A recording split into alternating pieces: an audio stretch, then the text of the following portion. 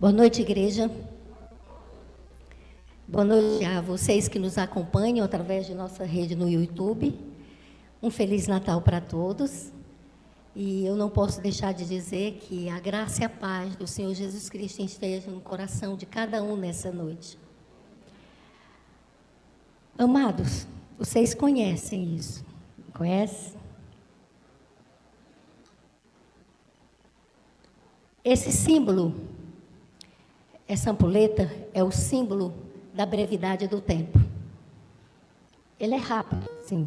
Se você pegar uma ampulheta maior e botar a quantidade considerável, o tempo que discoa, não importa se é grande ou pequeno, será breve do mesmo jeito.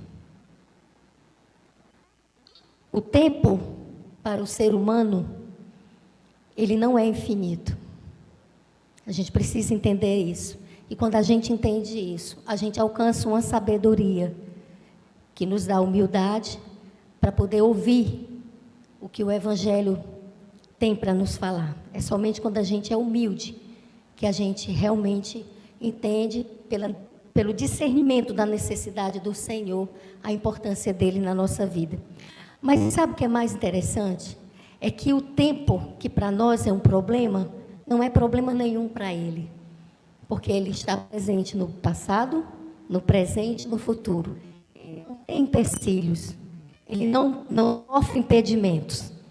Então, porque para a gente é um dia, 1000 anos, para ele é um dia, né? Então, a gente, quando entende essa grandiosidade do Deus que a gente serve, a gente começa a desenvolver uma confiança especial no Senhor. Essa noite nós vamos refletir sobre o tempo no agir de Deus. A gente vai usar 2 textos básicos, Eclesiastes 3, do verso 1 a 17, e vai usar o Romanos, do capítulo 1, do verso 1 ao verso 32. Eu estava hoje de manhã, tomando café de manhã com meu esposo, numa padaria, e na mesa de frente tinha um rapaz que dava as costas para mim. E atrás da blusa dele tinha a seguinte frase: a história é feita de acasos. Aí eu me lembrei daquela canção que diz, o acaso vai te proteger se você estiver desprevenido. É mais ou menos assim, né? O que vocês acham dessas 2 frases? Reflitam. Durante muito tempo, o homem se apegou a muitas crenças a respeito mesmo da eternidade. Muitos desenvolveram até como ponto de fé a crença de que há vida após a morte. E por esse engano, muitos vão perder a salvação e a vida eterna, porque acreditam que após a morte ainda há possibilidade para haver arrependimento, né? E por isso que é importante a gente ter o conhecimento da verdade. Abram a Bíblia de vocês em Eclesiastes, no capítulo 3, do verso 1 ao verso 17. O Salmo 146, verso 10, diz que o Senhor, Ele vive e reina eternamente, né? E é esse Deus a quem nós servimos. Encontraram? Então vamos curvar nossa fronte. Pai querido, nesse instante a Tua palavra, Senhor, será exposta a corações aqui que só o Senhor conhece. Então, sonda cada um deles e que Teu Santo Espírito fale na linguagem e no entendimento que cada um precisa, Senhor, para esta noite. Só o Senhor sabe as necessidades de cada um de nós. Então, me usa, me ilumine, mas, acima de tudo, Senhor, prepara o coração daqueles que vão ouvir a Tua palavra. O livro de Eclesiastes tem uma autoria que não é definida. Segundo a tradição judaica, foi o rei Salomão que o escreveu, né? Mas a coisa ainda não é certa. Está só em cima da tradição judaica. A gente vai tratar como se ele foi o autor desse livro, né? Ao longo desse livro, o autor, ele apresenta uma série de perguntas em busca do propósito da vida. Eclesiastes 3 é um poema acerca da diversidade dentro da ordem da vida. O sábio rei Salomão, ele experimentou a alegria, a glória e o prazer da amizade com Deus. Mas ele também experimentou durante a sua jornada a tristeza, a solidão e a rejeição a Deus. Mas a palavra de Deus nos diz que, no final de sua vida, ele se arrependeu e ele voltou-se e voltou para os caminhos do Senhor. Algumas decisões do rei Salomão acerca do pecado, que inclusive quase arruinou sua vida espiritual, a gente pode ver, e aí eu aconselho vocês a verem em casa, porque a gente não vai abrir aqui, em 1 Reis, no capítulo 11. Quando vocês chegarem em casa, vocês veem, né? Mas o que a Bíblia diz como um todo acerca do sentido da vida? Contrariamente ao que se costuma dizer, segundo a Bíblia, nossa existência não se resume a nascer, crescer, se reproduzir e morrer. A transgressão humana e suas consequências não dão a última palavra. Deus dá. E Ele disse que fará tudo novo de novo.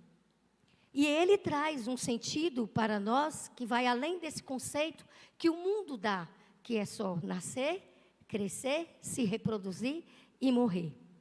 No encontro com o Evangelho, muitas questões existenciais, elas desaparecem.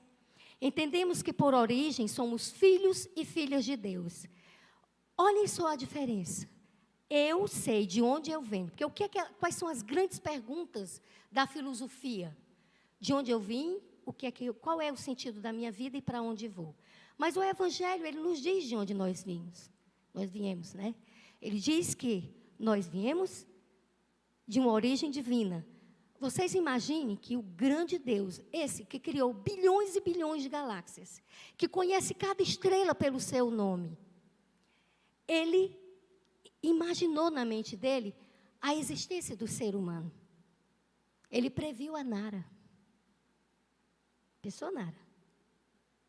Tu ter sido feito parte do plano de Deus para que você existisse? Então, essa é a nossa origem. Nós somos filhos e filhas do grande Criador do universo. Amados por Ele. Nossa existência nasceu no seu coração e na sua mente. Aprendemos sobre a razão do nosso existir. Nós fomos criados para amar. Esse é o nosso sentido da vida. Por que nós existimos? Para amar. E quando a gente resolve fazer diferente, dá uma confusão danada na nossa vida. Amar. E não vale fazer escolhas, tá? É para amar. E entendemos sobre o nosso futuro. Qual é o nosso futuro? A eternidade. Ele colocou a eternidade na nossa mente, no nosso coração. Então foi para a eternidade. Esse é o nosso futuro. A morte é nossa inimiga, ela é uma intrusa. O futuro é de eternidade para aqueles que se submetem à vontade de Deus. O intelecto humano, por si só, ele não pode prescrutar os mistérios que Deus não quis revelar. Então, nós devemos buscar uma comunhão íntima com Ele, para que a gente não se perca na confusão que é essa angústia do tempo, de saber que a gente vai envelhecer, de saber que a gente vai morrer, que a gente vai ser enterrado, porque esse é o resultado da transgressão. Precisamos aprender com Deus que o mundo físico não constitui a essência de nossa existência, mas que a sua bondade em suprir as nossas necessidades, sendo Ele o Deus Criador, pôs em nossas mentes a eternidade que Ele tanto deseja nos conceder de volta. Se a eternidade foi posta nas nossas mentes, por que Salomão diz que há um tempo para matar? Está ele nos instigando a crer que a morte é uma realidade natural e necessária? Vamos ver o que é que diz o texto sagrado. Verso 1 ao 17. Há um momento certo para tudo. Um tempo para cada atividade debaixo do céu. Há tempo de nascer e tempo de morrer. Tempo de plantar e tempo de colher. tempo de matar e tempo de curar, tempo de derrubar e tempo de construir, tempo de chorar e tempo de rir, tempo de entristecer e tempo de dançar, tempo de espalhar pedras e tempo de ajuntá-las, tempo de abraçar e tempo de afastar, tempo de procurar e tempo de deixar de buscar, tempo de guardar e tempo de jogar fora, tempo de rasgar e tempo de remendar, tempo de calar e tempo de falar, tempo de amar e tempo de odiar, tempo de guerra e tempo de paz. Essa diversidade dentro da jornada da vida do ser humano, ela é nossa, do nosso mundo. Porque para Deus não tem esse tempo, tá? O tempo de Deus, Ele está no controle de tudo. Então Deus não é pego de surpresa em nada. Quando Ele idealizou criar o ser humano, Ele já sabia, gente, que o ser humano ia cair. E por que Ele mesmo assim fez? Porque Deus não pode ser impedido nos seus sonhos, nem nos seus planos. Ninguém pode impedir o plano de Deus. Satanás, uma criatura, não poderia impedir que Deus criasse o mundo. Que Deus nos criasse. Aí o que foi que Ele fez? A norma é minha, a lei é minha, eu sou o legislador. E como legislador eu sou o juiz. E como juiz eu decido que eu vou lá. E eu vou substituí-los nessa morte que vai ser o resultado da transgressão da lei. E a minha vida que eu vou dar, ela será suficiente se todo aquele que nele crê, que crê nessa minha morte e aceitar essa morte como substitutiva para a sua morte, eu vou dar a vida eterna de volta para esse. Então ele vem. Ele veio a esse mundo. Mas ele não veio como um adulto. Ele não veio como Deus. Porque ele não podia vir como Deus. Então o que ele faz? Sendo ele o Filho de Deus, sendo ele Deus, fazendo parte da divindade triuna, e sendo o Criador de todas as coisas, ele simplesmente disse: eu vou me tornar um deles. Aí vocês imaginem o quanto ele desceu. Porque nós fomos feitos abaixo dos anjos. Ele desceu. Assumiu a nossa natureza humana. Guardando dentro de si a natureza que ele não podia se desvencilhar dela, que era a natureza divina. Jesus andou na terra sendo Deus. 100% Deus e 100% homem. Ele apenas subjugou. O que é esse subjugar na prática? Ele não podia realizar um milagre como Deus.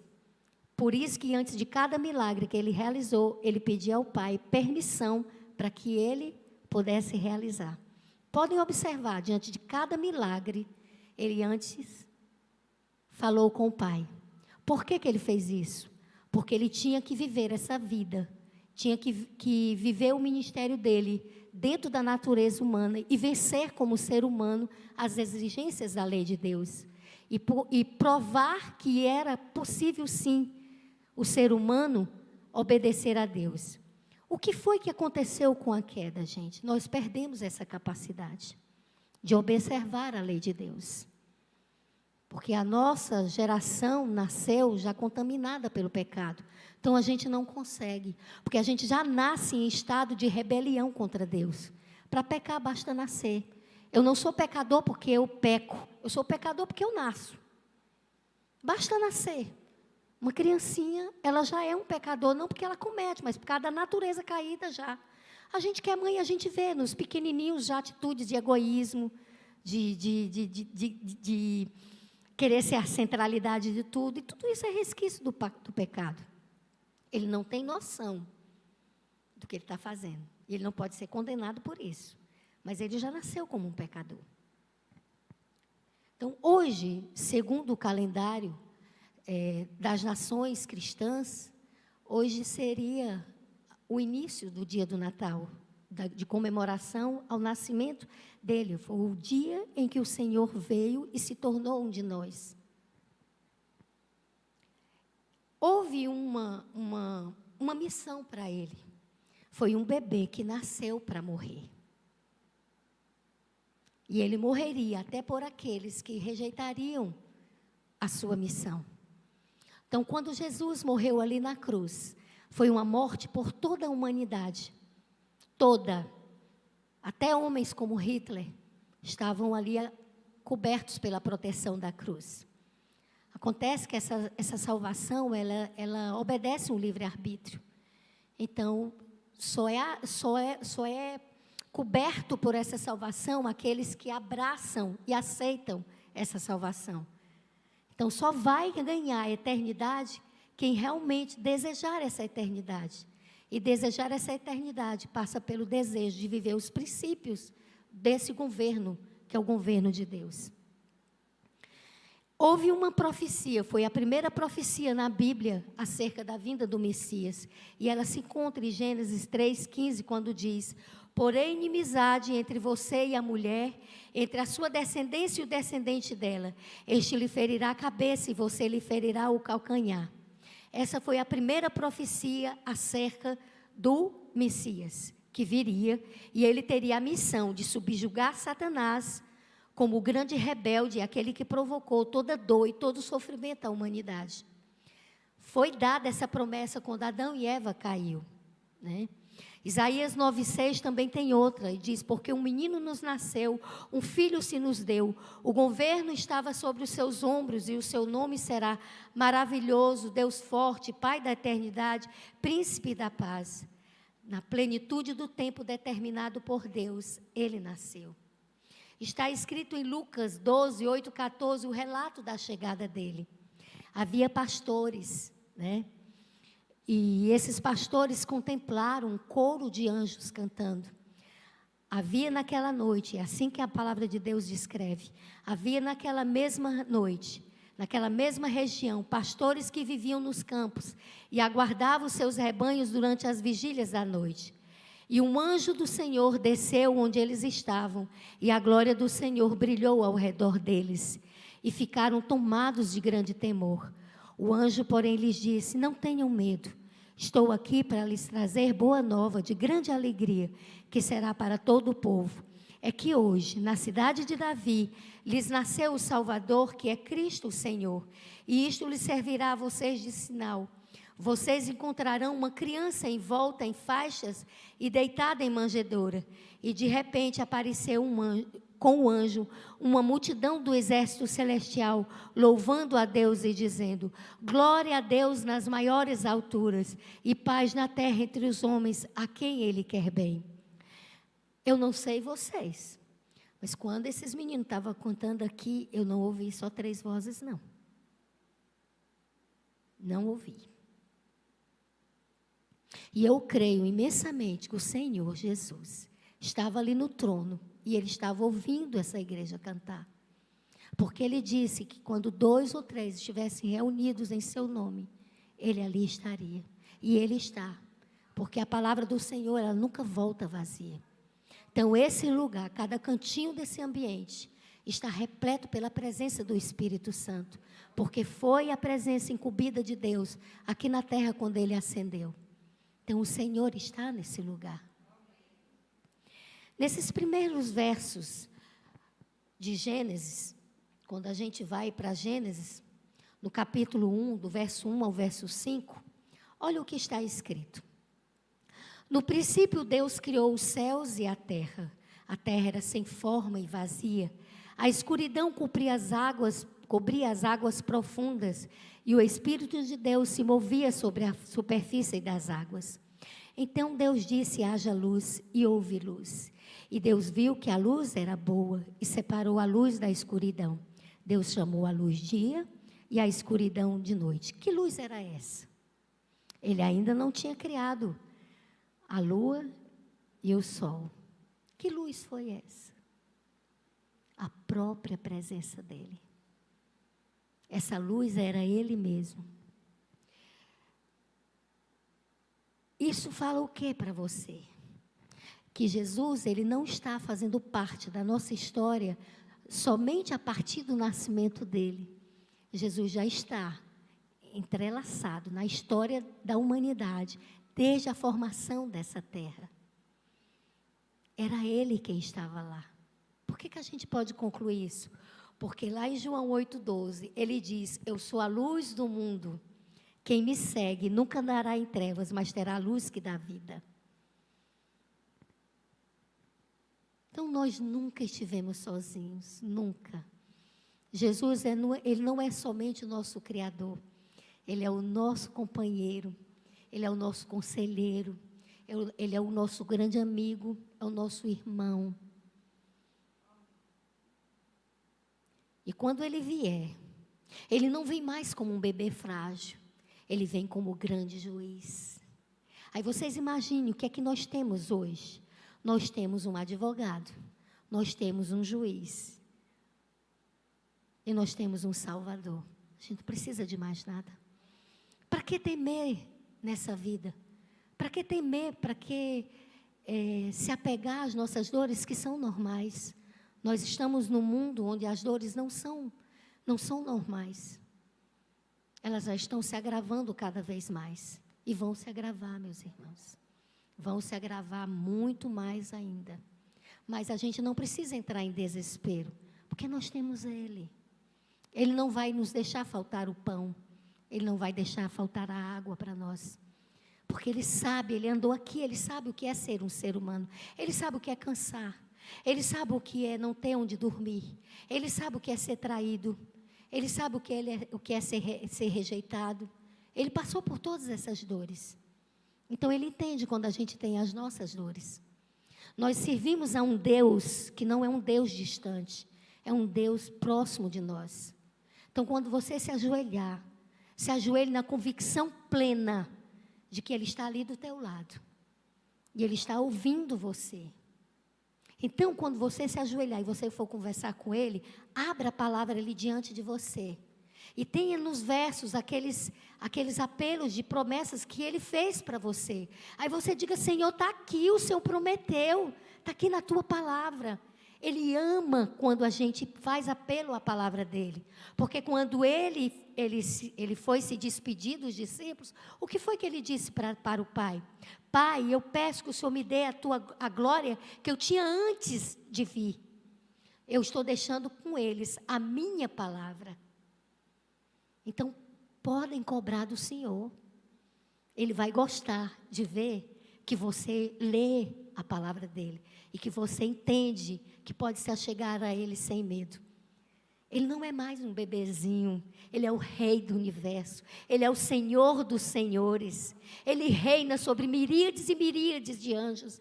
Sobre uma infinidade de planetas. Porque não só existe só isso aqui.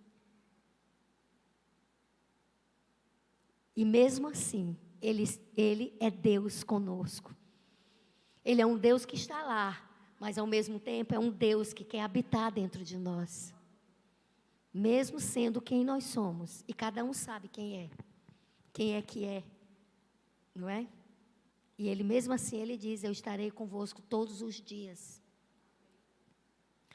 O universo teve um princípio. Pois Deus o criou do nada. Ao Gênesis afirmar isso se contrapõe a quê? Ao materialismo. A Bíblia, com sua narrativa da criação, se contrapõe ao acaso, ensinado pelo ateísmo. Ao afirmar que Elohim criou, se contrapõe ao politeísmo. E ao afirmar que Elohim exerce domínio sobre a criação, se contrapõe ao panteísmo. O que é que eu aprendo de tudo isso? É que a filosofia, que tem todas essas questões existenciais, e ela não consegue responder diante de toda essa capacidade que a Bíblia, com a teologia, o conhecimento de Deus traz, ela se torna serva da teologia. Então, não é o mundo que tem que dar resposta para nós. Somos nós que temos que trazer luz para o mundo. E aqui tem que se cumprir em nós algo que Apocalipse vai cobrar de nós, como povo que deseja ser o povo remanescente. A gente vai abordar isso aqui um pouquinho mais adiante. Que tempo é esse o princípio? Esse que Gênesis fala. É um tempo em que eu e você jamais faremos parte. Nunca estivemos nele. Mas Cristo já estava lá. E ao afirmar que Deus é a realidade suprema e não a humanidade, Gênesis se contrapõe a outra ciência humana, que é o humanismo. O que é que nós encontramos em Colossenses 1, do verso 16 e 17? Porque nele foram criadas todas as coisas que há nos céus e na terra, visíveis e invisíveis, sejam tronos, sejam dominações, sejam principados, sejam potestades. Tudo foi criado por ele e para ele. E ele é antes de todas as coisas, e todas as coisas subsistem por ele. Ele é Deus, o grande Criador, e não recusou vir como servo para que pudéssemos ser resgatados. E de inimigos nos tornássemos amigos novamente. Tudo foi criado perfeito, a natureza, os animais, os seres humanos. Essa perfeição incluiu a liberdade individual do ser humano de amar ou não ao Criador. Gênesis 3 nos conta como o mal fez entrada nessa criação perfeita. A decisão deliberada de tornar-se a inimizade produzida pela desconfiança. Aquilo que antes era amizade e comunhão mergulhou não somente o ser humano, mas toda a criação da terra em tristeza, dor e finitude. A morte passou a existir. Na história da transgressão humana, dos princípios de vida de Deus, a linha do tempo fechou-se para nós, para cada um de nós. E qual foi o resultado? A palavra de Deus nos diz. Nós não veremos todas essas passagens, mas eu vou citar e vocês registram. Perdemos o privilégio de falar face a face com Deus. Isaías 59, verso 2. Perdemos a vestimenta original, Gênesis 3, verso 7. Perdemos o lar que o Senhor Deus fizera para nós, Gênesis 3, 23, 24. A rebelião transformou a natureza humana, agora carnal, sujeita ao pecado.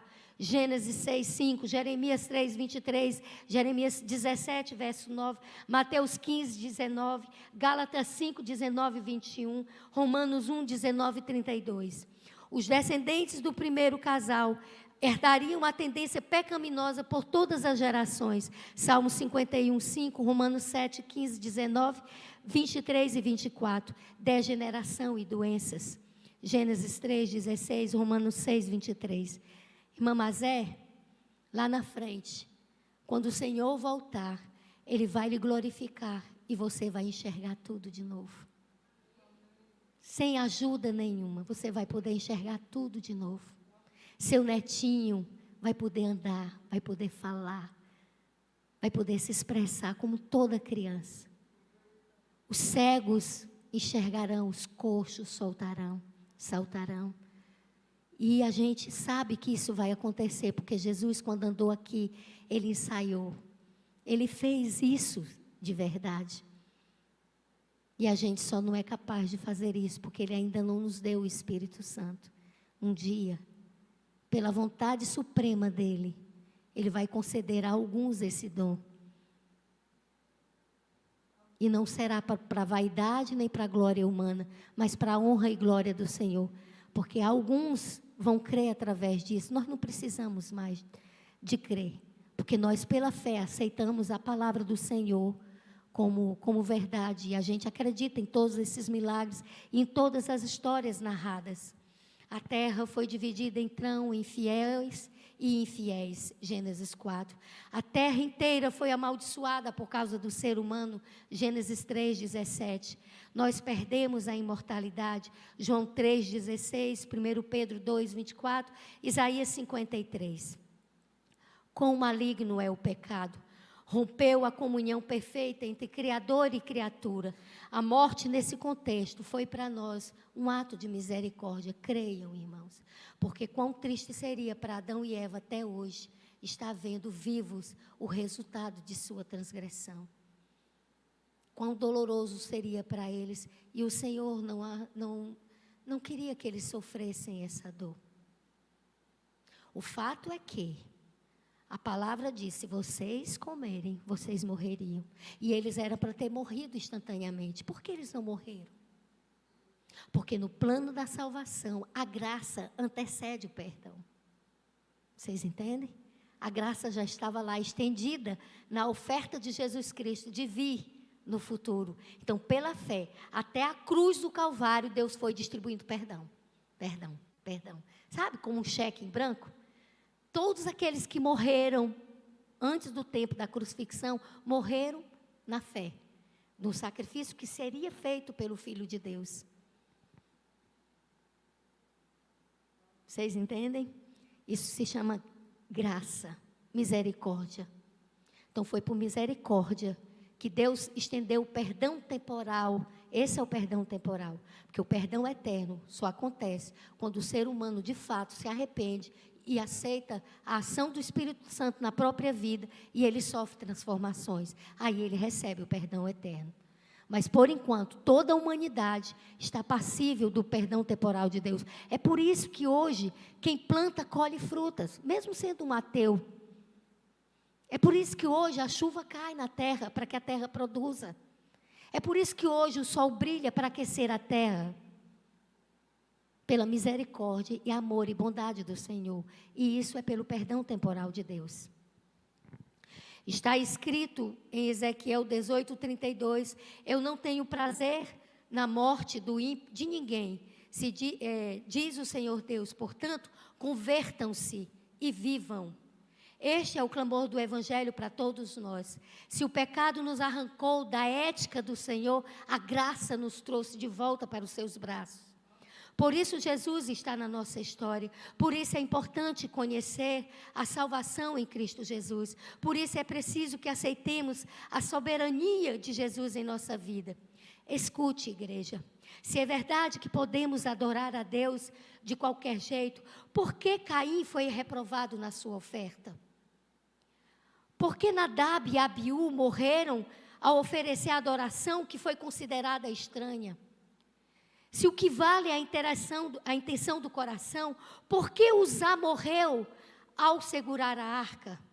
A intenção dele foi boa. Por que Saul foi reprovado por oferecer sacrifícios a Deus na demora de Samuel chegar? Tem atitudes que parecem corretas, mas Deus estabeleceu princípios que não podem ser mudados. Busquemos a verdadeira adoração. Ela está centralizada em Cristo e em sua obra de redenção. Ela se encontra no próprio testemunho de Jesus. Prestem atenção. A verdadeira adoração se encontra no testemunho de Jesus. Como foi que Jesus viveu? Você quer adorar o Pai, você quer adorar a Deus, você quer adorar Jesus. Busca o exemplo do testemunho de Jesus. Essa é a verdadeira adoração. Não, nem todos os caminhos nos levam de volta para Deus. Isso é uma ilusão do mundo secular. Só Jesus é o caminho. Ele é o único capaz de nos resgatar. É o único capaz de nos dar a vida eterna novamente. Essas filosofias, né, de meditação, né, de reencarnação, de transcendência, todas essas filosofias, elas não têm validade. Nós não somos invólucros para vidas passadas nenhuma. Eu sou responsável, porque eu sou um ser moral diante de Deus. Eu tenho capacidade de saber o que é o bem e o mal. E eu dou conta de responder a Deus pelas minhas escolhas. Eu não estou servindo de corpo físico para ninguém de vidas passadas. Isso não tem fundamento, né? Não importa se dentro do calendário humano o Natal aconteceu em dezembro, 25 de dezembro, ou se foi em abril. O que importa é que na plenitude do tempo o milagre se verificou e bem merece ele um período de memoração especial. Por isso, nós os cristãos celebramos o Natal. Para nós, seu verdadeiro símbolo não são os acessórios, mas Cristo e Ele só. Então não se furtem de comemorar o Natal em família. Não tenham tristeza nem medo de estarem colocando uma árvore de Natal.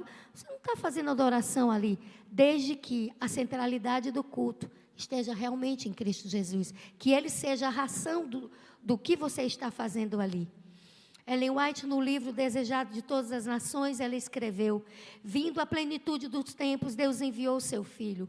Assim, nos divinos conselhos, fora determinada a hora da vinda de Cristo, quando o grande relógio do tempo indicou aquela hora. Nasceu Jesus em Belém. chegar à plenitude dos tempos, a humanidade, tornando-se mais degradada através dos séculos de transgressão, pedia a vinda do Redentor. Satanás estivera em operação para tornar intransponível o abismo entre o céu e a terra. Por suas falsidades, tomaram os homens atrevidos no pecado. O engano do pecado atingira sua culminância. Contemplando o mundo, o Filho de Deus viu sofrimento e miséria. Viu com piedade como os homens se tinham tornado vítimas da crueldade satânica. Olhou compassivamente para o que estavam sendo corrompidos, mortos, perdidos. O corpo de criaturas humanas feito para a habitação de Deus tornara-se morada de demônios. Os sentidos, os nervos, as paixões, os órgãos dos homens eram por agentes sobrenaturais levados a condescender com a concupiscência mais vil. O pecado se tornara uma ciência e era vício consagrado como parte da religião. E aqui ela está falando da decadência espiritual, né? Não é do mundo, já da decadência mesmo dentro da igreja. A rebelião deitara fundas raízes na alma e violenta era a hostilidade do homem contra o céu. Ficara demonstrado perante o universo que, separada de Deus, a humanidade não poderia se erguer. Novo elemento de vida e poder dentro de ser comunicado por aquele que fizera o mundo. Em lugar de destruir o mundo, porém Deus enviou seu Filho para nos salvar. Satanás rejubilava por haver conseguido rebaixar a imagem de Deus na humanidade. Então veio Cristo, a fim de restaurar no homem a imagem de seu Criador. Ninguém, senão Cristo, pode remodelar o caráter arruinado pelo pecado. Veio para nos erguer do pó, reformar o caráter manchado, segundo o modelo de seu divino caráter, embelezando-o com a própria glória. Fecha aspas. Essa é a história espiritual de resgate da humanidade.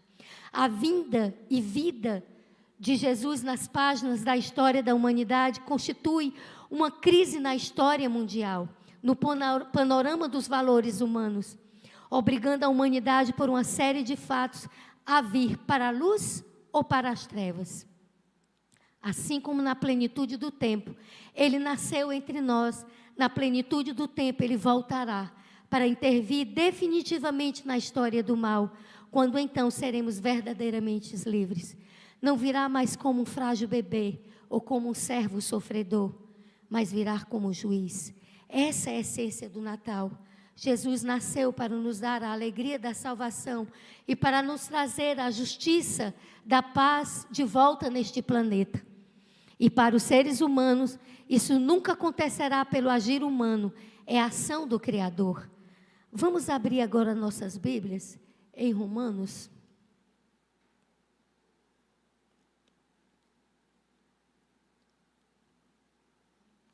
Romanos, no capítulo 1,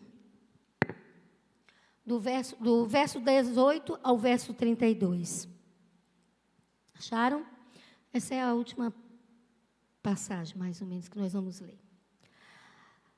Essa parte, essa porção do livro de Romanos, ela fala sobre a ira de Deus contra o pecado. Assim Deus mostra do céu a sua ira contra todos que são pecadores e perversos, que por sua maldade impede que a verdade seja conhecida. Sabem a verdade a respeito de Deus, pois Ele a tornou evidente. Por meio de tudo a tornou evidente. Por meio de tudo que Ele fez, desde a criação do mundo, podem perceber claramente seus atributos invisíveis, seu poder eterno e sua natureza divina. Portanto, não tem desculpa alguma. Sim, eles conheciam algo sobre Deus, mas não o adoraram, nem lhe agradeceram. Em vez disso, começaram a inventar ideias tolas, e com isso sua mente ficou obscurecida e confusa. Dizendo-se sábios, tornaram-se confusos. Não, dizendo-se sábios, tornaram-se tolos. Trocaram a grandeza de Deus imortal por imagem de seres humanos mortais, bem como de aves, animais e répteis. Por isso, Deus os entregou aos desejos pecaminosos de seu coração. Como resultado, praticaram entre si coisas desprezíveis e degradantes com o próprio corpo. Trocaram a verdade sobre Deus pela mentira. Desse modo, Adoraram e serviram coisas que Deus criou em lugar do Criador, que é digno de louvor eterno. Amém. Por isso, Deus os entregou a desejos vergonhosos. Até as mulheres trocaram suas formas naturais de ter relações sexuais por práticas não naturais. E os homens, em vez de ter relações sexuais normais com mulheres, arderam de desejos uns pelos outros. Homens praticaram atos indecentes com outros homens e, em decorrência desse pecado, sofreram em si mesmos o castigo que mereciam. Então, uma vez que consideraram que conhecer a Deus era algo inútil, o próprio Deus os entregou a um inútil modo de pensar, deixando que fizessem coisas que jamais deveriam ser feitas. A vida deles se encheu de toda espécie de perversidade, pecado, ganância, ódio, inveja, homicídio, discórdia, engano, malícia e fofocas. Espalharam calúnias, odeiam a Deus, são insolentes, orgulhosos e arrogantes, inventam novas maneiras de pecar e desobedecem a seus pais. Não têm entendimento, quebram suas promessas, não mostram afeição nem misericórdia. Sabem que, de acordo com a justiça de Deus, quem pratica essas coisas merece morrer, mas ainda assim continuam a praticá-las. E o que é pior, incentivam outros também a fazê-los. Irmãos, vocês acham que Paulo aqui estava descrevendo o mundão?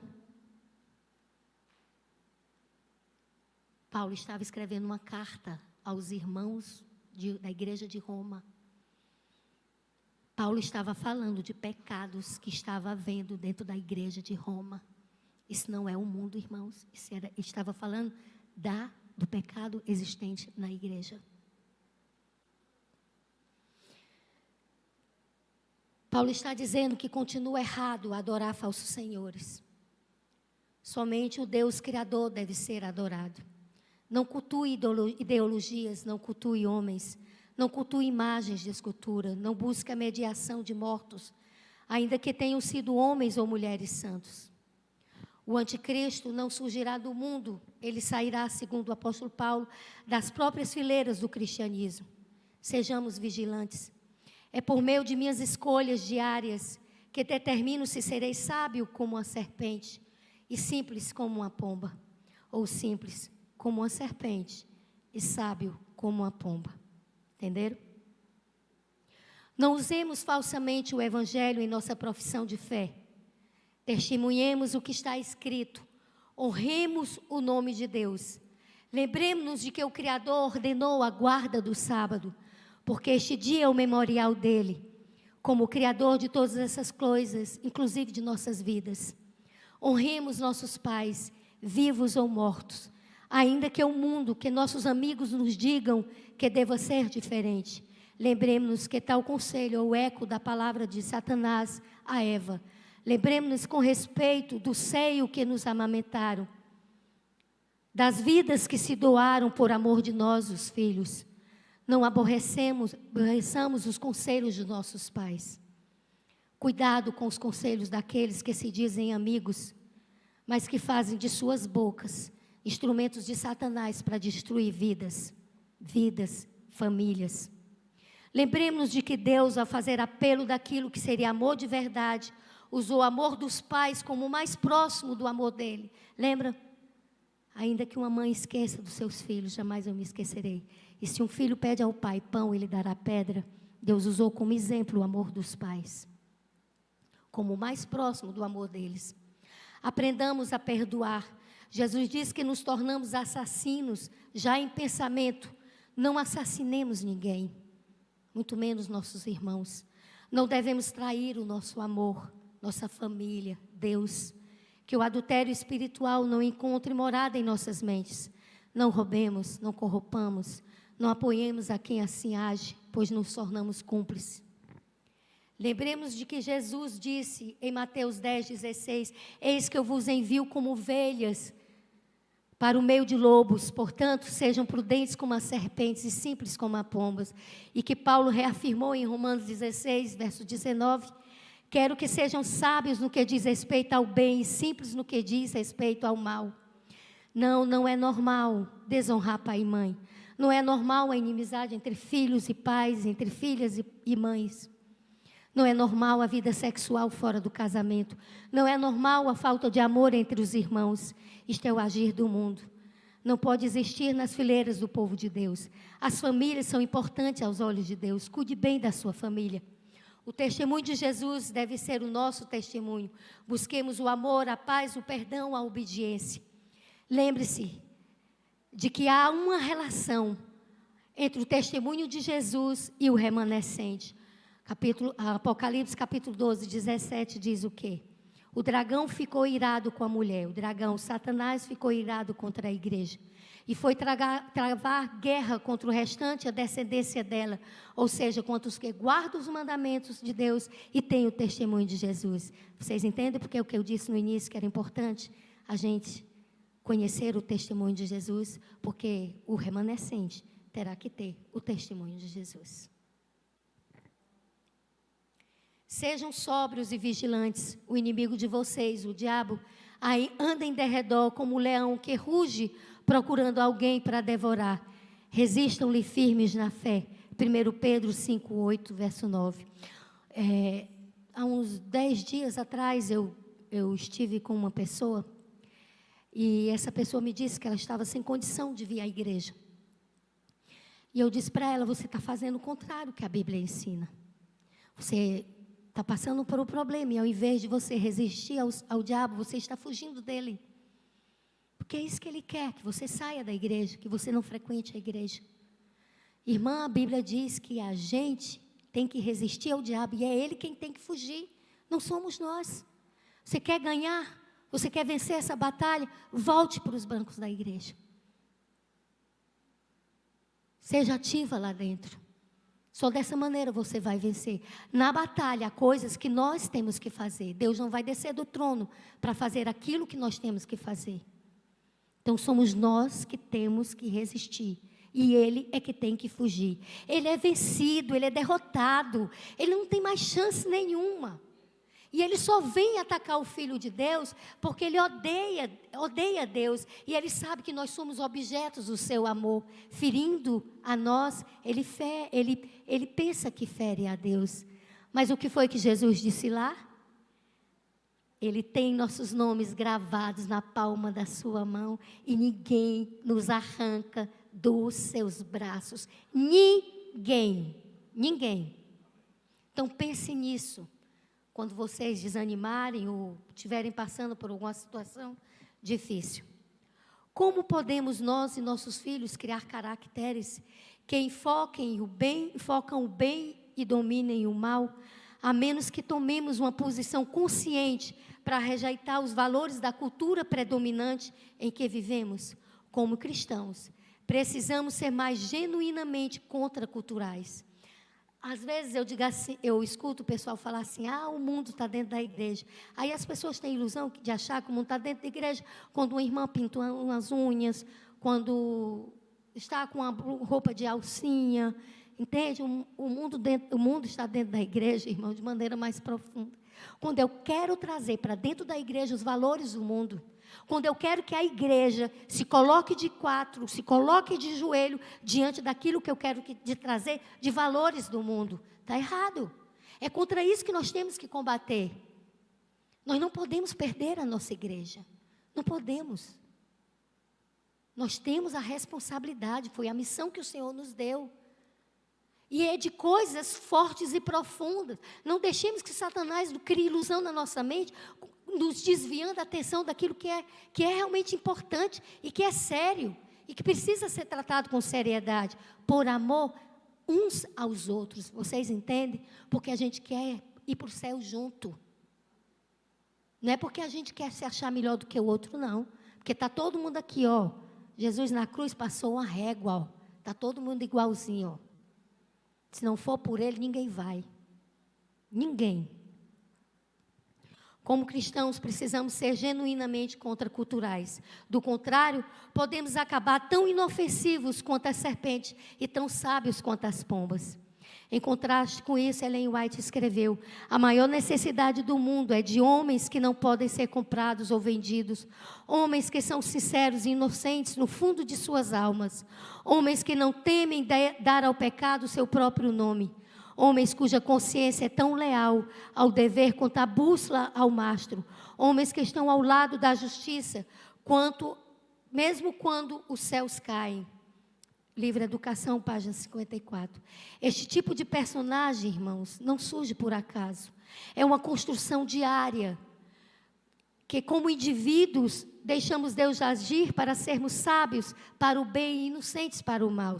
Olha, nós dentro do processo da salvação, a gente entende que Cristo nos salvou no passado, nos salva no presente e nos salvará no futuro. Esse é o processo da salvação.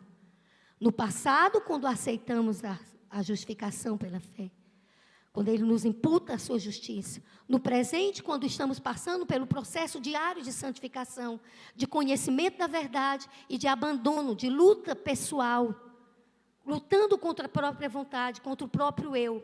Esse é o processo de santificação. É o hoje que estamos sendo salvos. Por isso que nós temos um sumo sacerdote intercedendo por nós.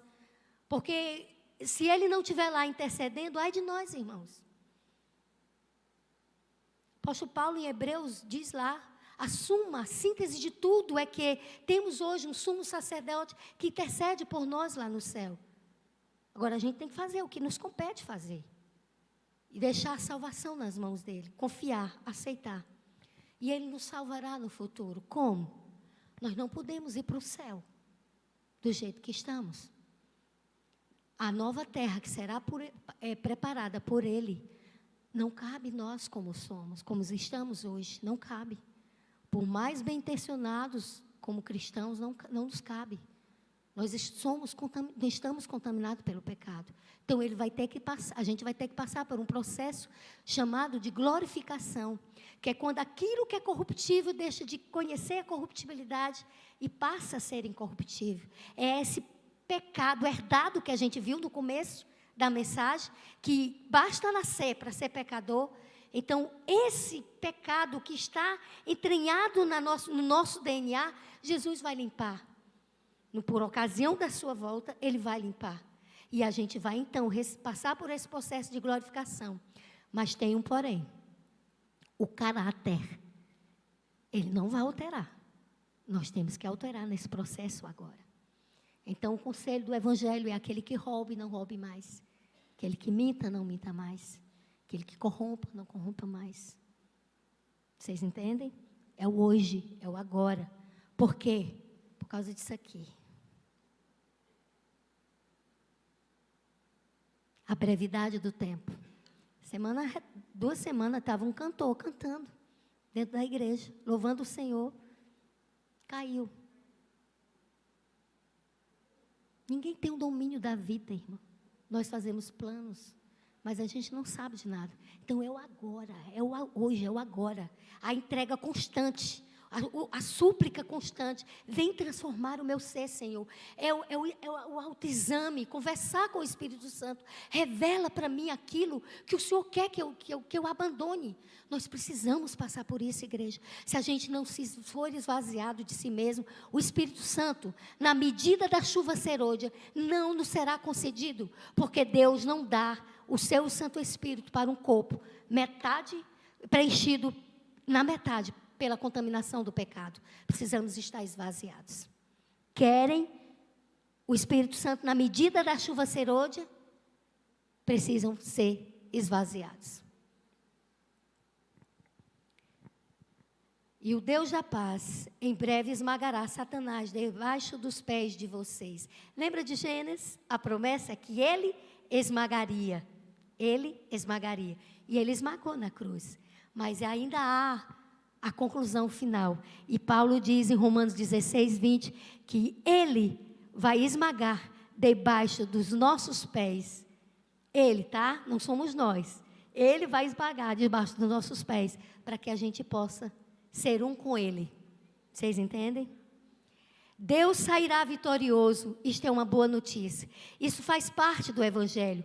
Mas como podemos pensar que um Deus de paz esmagaria Satanás?